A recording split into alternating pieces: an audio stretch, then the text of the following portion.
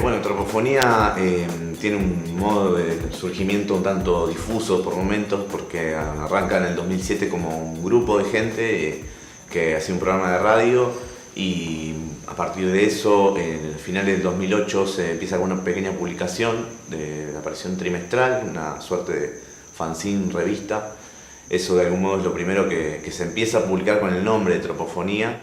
Y ahí lo que fue pasando es que de circular un poco en los ciclos de lectura y empezar a ver lo que se estaba escribiendo, sobre todo en Rosario por ese momento, empezó a surgir la idea de una editorial que publique autores sin cobrarle al autor. Entonces, eso nos empezó a mostrar una zona posible de trabajo. Y también empezar a ver que, bueno, en Rosario puntualmente no había prácticamente una editorial que no le cobrara a sus autores. En este momento la editorial está en una etapa de suspenso, por lo menos. Empiezo con un amigo que se llama Lucas Collosa, un proyecto que se llama Erizo Editora, que si bien en principio algunos libros van a salir por imprenta, la idea es también tener una serie de libros hechos a mano, porque nos parece que en verdad uno de los objetivos de Erizo es estar en un lugar en principio intermedio entre una editorial que hace los libros totalmente por imprenta y una editorial artesanal. Sí, la editorial aparece firmada en Santo Tomé, que es una ciudad periférica, está del otro lado del río Salado, del río inundador. Es la ciudad que no se inundó. Esa es la revancha de la pequeña Santo Tomé sobre Santa Fe, porque Santa Fe es como el lugar a donde todos venimos a comprar cosas que no hay en Santo Tomé, por ejemplo libros. Entonces a mí me encanta tener una editorial alucinante como es Diatriba, perdón, mi vanidad, en Santo Tomé. Entonces la firmamos en Santo Tomé. No hay ni librería en Santo Tomé. En 2007 a pergeñar Diatriba con un amigo que se llama Javier Guiponi, que éramos vecinos. Entonces mi hermano nos instaló un router común donde podíamos acceder a internet y estábamos todo el día leyendo poesía actual argentina a partir de blogs como por ejemplo Las Elecciones Afectivas. Y bueno, empezamos a conocer un panorama que para nosotros era nuevo, de poesía que estaba como más cercana a nosotros, y nos interesó esa cosa del broadcasting, ¿no? De la promoción, como para golpear las puertas del canon, ¿viste? Y remover un poco, porque veíamos que había autores que nos hicimos fans de autores. El nombre de Diatriba se lo puso Javier Guiponi porque estaba estudiando el primer año de letras y estaba muy fascinado con la literatura griega y latina, pero además era muy oportuno porque Diatriba es una contestación y nosotros planeábamos como una réplica nuestro lugar, nuestra trinchera política, ¿no es cierto?, de publicar a los autores santafesinos vivos y en vigor, jóvenes, contra, digamos, la gestión de la universidad y de los premios provinciales, que tenía más que ver con, bueno, ya autores medio reconocidos. Entonces la diatriba es una réplica, ¿no? Es un género griego de poesía. Y bueno, quedó ese nombre. Además nos gustaba mucho que no muchas personas sabían lo que significaba Diatriba, y eso está bueno para una marca. Comercialmente tiene un interés por la fascinación de la palabra que uno no conoce y los sonidos. El Ombú Bonsai es una editorial que surgió como editorial en el 2009. El nombre existía desde el 2007 aproximadamente, que fue una época que yo estuve entre viajes, una época de entreviajes que tuve acá, y estaba pensando en hacer algo que tuviera que ver con el lugar, con lo topográfico, una editorial, y estábamos charlando con amigas y que yo les proponía que pusieran una editorial en Venado Tuerto que se llamara El Ombú Bonsai, como una topografía de trabajo, ¿no? Como un lugar, como decir, bueno, nosotros vamos a trabajar desde acá y este es nuestro lugar. Y el nombre quedó ahí, latente, hasta que en 2009 lo retomamos como algo más serio. Yo me puse a coser unos libritos que son del primer libro que saqué, que se llamó Minga, que es un libro mío, de limericks, y le puse el Ombú Bonsai, y ahí una amiga hizo el logo, Sabrina Bulino hizo el logo del Ombú Bonsai, y es cuando conocí a Rodrigo y a Rafa, que también venían haciendo este recorrido de aprendizaje de la encuadernación y de la revalorización del libro y del papel. Y bueno, fue que un día nos juntamos los tres y charlamos y decidimos tomarnos el compromiso de hacer un trabajo más serio. Cuando estuve en Italia, en Florencia, pude entrar a un par de locales donde se comercializan papeles y cuadernos y cuestiones así, de cosas de papelería, y ellos son muy refinados y tienen toda una historia ancestral con esta relación con el papel y bueno, ahí vi los papeles marmolados, que son papeles que los vemos por lo general en encuadernaciones más antiguas, pero que no lo vemos tan de cerca, y algo que se perdió en la era industrial en el siglo XX. Y ahí fue que entré a uno de estos locales, estaba lleno de chinos, y un tipo que levantaba un papel y les mostraba un papel marmolado, y fue fascinante. Los chinos se fascinaron y yo me fasciné con la técnica, y dije, eso es lo que yo quiero para que cuando haga libros me encantaría usar ese tipo de papeles. Y después fue algo que se fue dando, ¿no? Es decir, pensar al libro como objeto único, y eso que seguramente lo pensaron un montón, pero como no tenemos dos libros iguales, es como un objeto artístico también.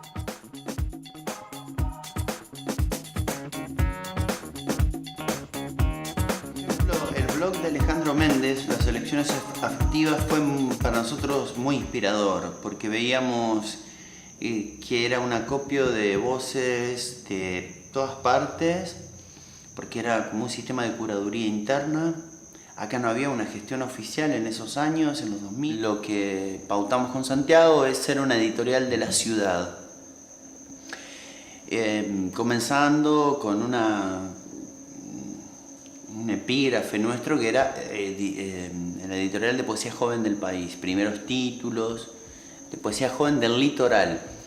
Pero después una política que se nos ocurrió fue ir sumando autores que nos interesaban mucho, más o menos del mismo rango de la edad y qué sé yo, de otros lugares, porque Internet fundó una patria mucho más extensa y no referida exclusivamente a lo geográfico.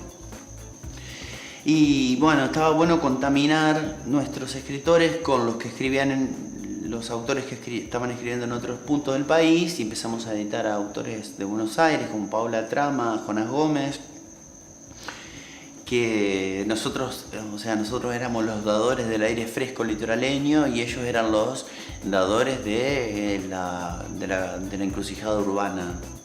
Ahora la gestión oficial está recuperando todo lo que nosotros como proyectos independientes venimos sembrando, desde ferias de diseño, editoriales, sellos discográficos. Estamos conectados con Soy Mutante, un sello discográfico de Rosario, conocemos a la gente de Matilda, estamos conectados con Tropofonía, con ahora Erizo Editora, albergamos en nuestras casas a Mancha de Aceite, a los chicos de Mancha de Aceite de Buenos Aires, conocemos a los Colección Chapita. Entonces toda esa patria amateur, como el sentido de amante y artesanal, prendió muy bien, porque ahí está cifrada la contemporaneidad, la convergencia de todas las voces, de todos los estratos, y tomar la literatura como lo que es en la realidad, no por los cánones que tienen que ver con la idealización o con la especialización, o sea, las escrituras que circulan. La premisa de qué publicar está en relación a lo que comentábamos con respecto al nombre, a la situación, a cómo nosotros decidimos situarnos como proyecto como proyecto básicamente.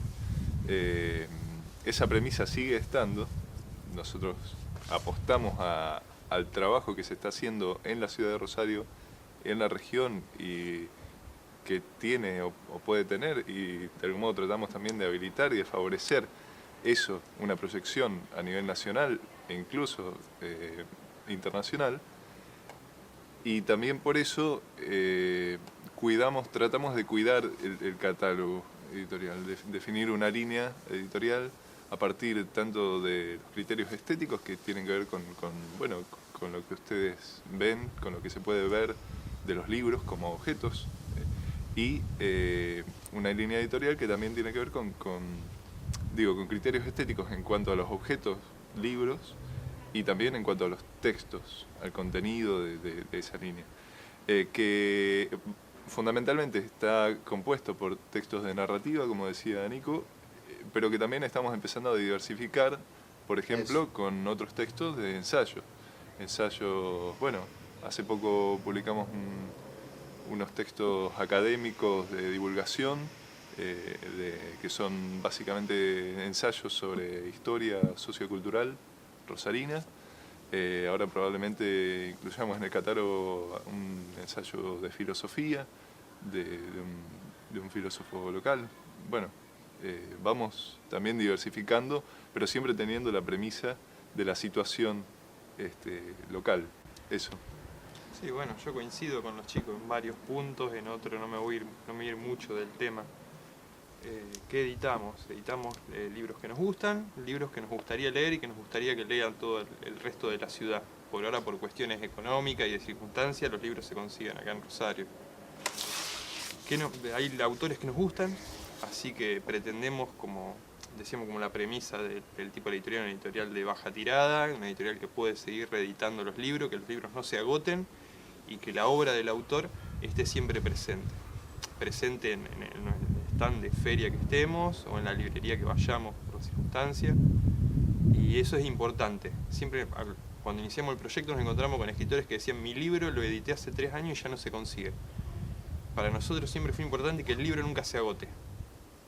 Ya hemos estado en las últimas ferias que hemos estado con el libro de Marcelo Britos y teníamos el libro que sacó Editorial Municipal, habíamos llevado con nosotros un libro de poesía y un libro de cuentos. Y ahora está en edición, tenemos ya en imprenta un 4º libro de cuentos de él. La elección de los autores tuvo que ver con eso, con el recorrido que hacíamos en algunas lecturas, ya sean lecturas en vivo, libros que nos llegaban o textos a los que podíamos acceder, y digamos, un poco muy cercano, yo siento, a lo que hizo Diatriba en Santa Fe. Nosotros también empezamos a trabajar con primeros libros del autor, tiradas de 50 ejemplares, hechos a mano, un poco con el modelo de una editorial de Buenos Aires, muy pequeña también, pero caracterizada por el trabajo manual que es funesiana. Y bueno, básicamente así es como fuimos eligiendo los autores.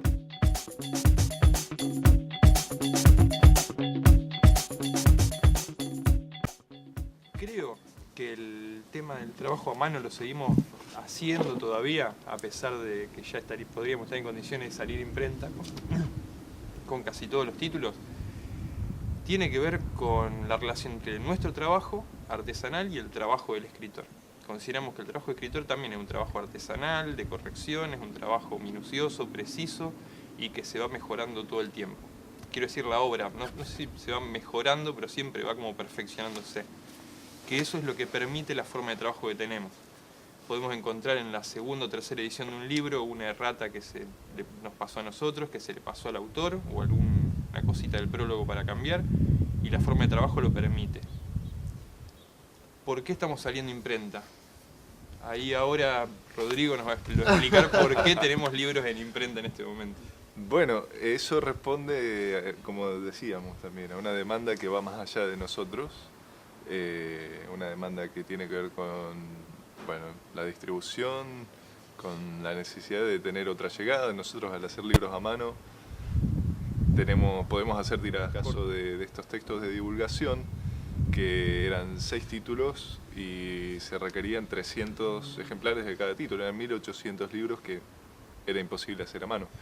de algún modo nosotros accedemos también a hacer trabajo de imprenta, cuando eso eventualmente reditúa en términos de, por ejemplo, de divulgación. De algún modo la apuesta sigue siendo siempre no dejar de hacer lo que estamos haciendo en cuanto al trabajo manual. Bueno, seguir haciendo libros a mano y diversificar, sí, con técnicas mixtas. Incluso hacemos libros que por ahí combinan las dos técnicas, la técnica de trabajo de imprenta, y en ese caso nuestra intervención tiene que ver mucho más con el diseño y la diagramación y bueno, un trabajo artesanal.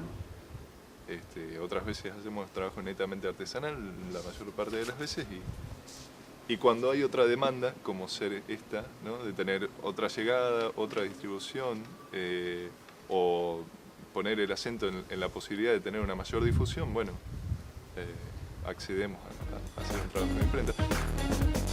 Me parece que el tema de la distribución lo podemos vincular también al tema de la producción, y va más que nada con algo que decía él, que estamos como desarticulando, yo lo veo como preconceptos que hay en torno a la edición y distribución de libros.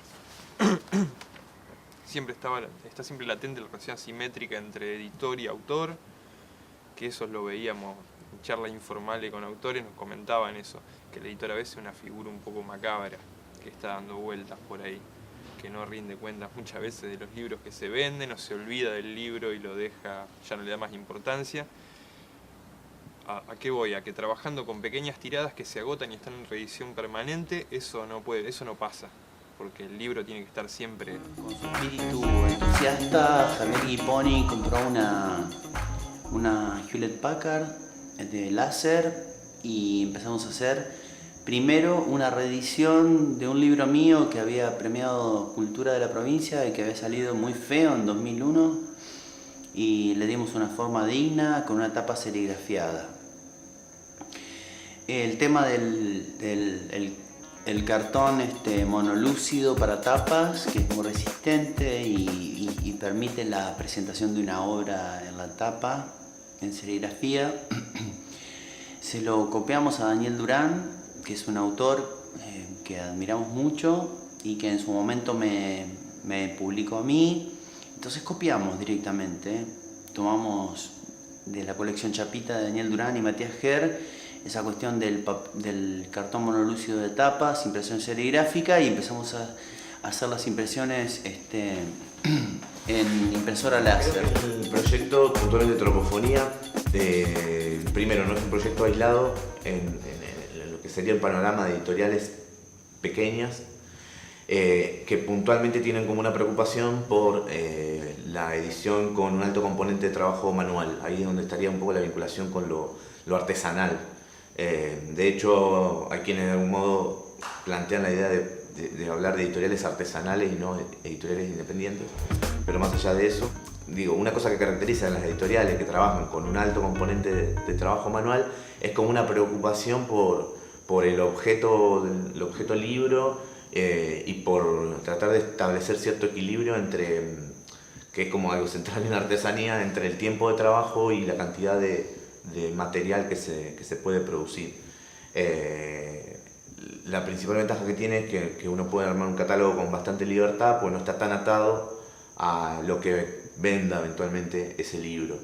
Y la vinculación principal que encuentro es esa, como que en este tipo de editoriales hay como una constante búsqueda de aprendizaje también en cuanto a las distintas técnicas con las cuales se puede imprimir una tapa o coser un libro o los papeles que se pueden utilizar. Es como una búsqueda material, además de la búsqueda de los autores.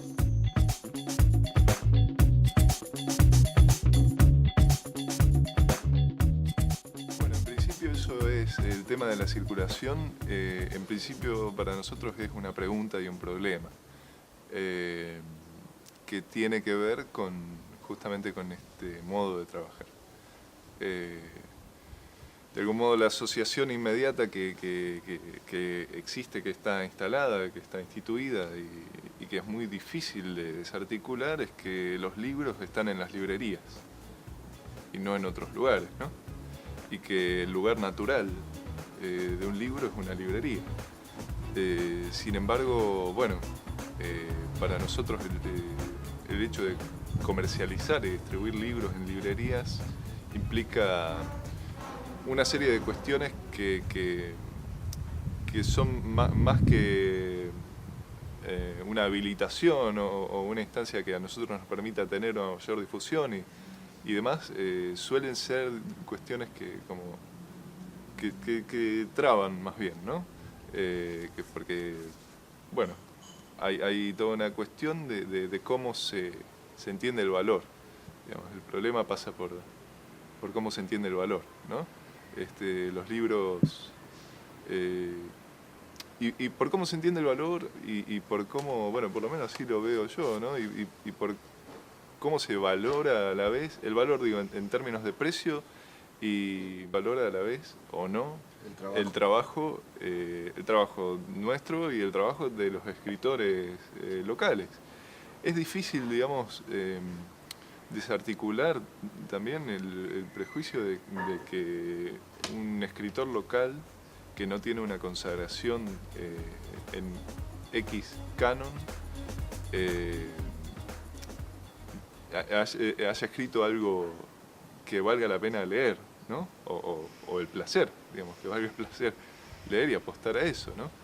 De repente, bueno, están todas esas cuestiones y sucede también que en la medida en que nosotros consideramos que en términos de porcentaje a los autores les corresponde bastante más que el 5%, que es lo que suele atribuírseles por su trabajo, por libro, cuando eso ocurre. Digo, esas cuestiones y esto también de que nosotros consideramos que es otro el porcentaje que hay que manejar en términos de ganancia y reparto y demás, hace que, bueno, nuestros libros, de acuerdo a determinada forma de entender el valor, sean caros, entre comillas, en librerías. Entonces es siempre una pregunta y un problema. Bueno, ¿cómo hacer para llegar para poder tener una distribución mayor sin resignar una forma de entender y de trabajar?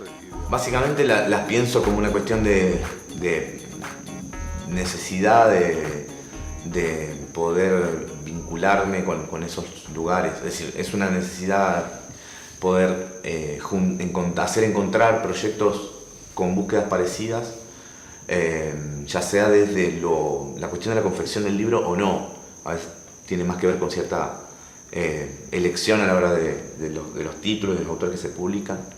Creo que hay una buena sinergia que en los últimos 2 años, me parece, se está empezando a dar. No quiere decir que ya se vean los resultados, pero se está empezando a dar cierta cuestión de colaboración entre editoriales de Rosario, de Paraná, de Santa Fe, algunas de Buenos Aires. Eso tal vez no trasciende tanto en la otra gran pata, que es el nexo mediático, por llamarlo de una manera.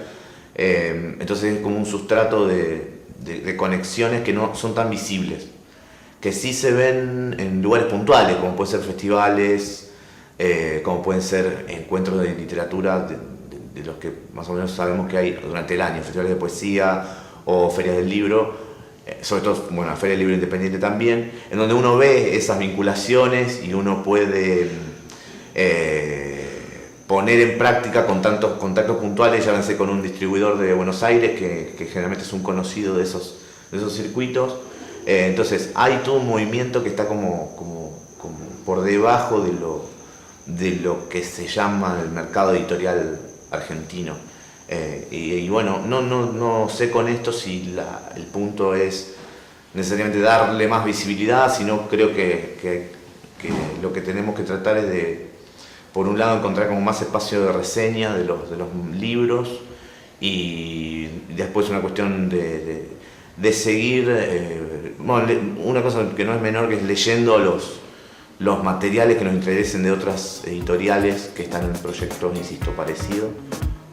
Me parece que es la manera más a la mano que tenemos de ir creciendo de alguna manera. Lo más crítico es integrar un diálogo. y remover un poco ese paradigma, ¿no es cierto?, de la marginalidad que no tiene mucho sentido, porque de lo que se trata es de que existe una escritura argentina, que de hecho la existía, que nosotros veíamos en nuestros contemporáneos, en nuestros pares, que había muchos libros ahí, y empezamos a observar. El primer autor que publicamos fue Santiago Pontoni, que estaba cursando el primer año de letras y tenía un libro que se llama Feria Artesanal de la Calavera. Y después, cuando Javier Guiponi se dedicó a las artes marciales y se fue del proyecto, Santiago Pontoni, que fue nuestro primer autor joven editado, pasó a ser mi socio. Yo me formé como escritor escuchando a mi madre y a sus hermanas jugar un juego en la cama grande que se llamaba La Familia, que era, una decía, conozco una familia, él es petizo, un poco chueco, pelado, ella es vanidosa,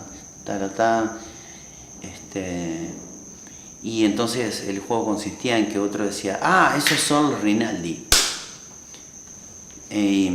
Y bueno, y esa política campechana, que es como de lazos, de redes, ahora yo la puedo recuperar. Además, mi madre es editora de una revista comercial de Santo Tomé, y entonces mi mamá es la señora de la guía multirrubro y yo soy Charlie, o el flaco que cobraba la guía multirrubro, yo fui cadete.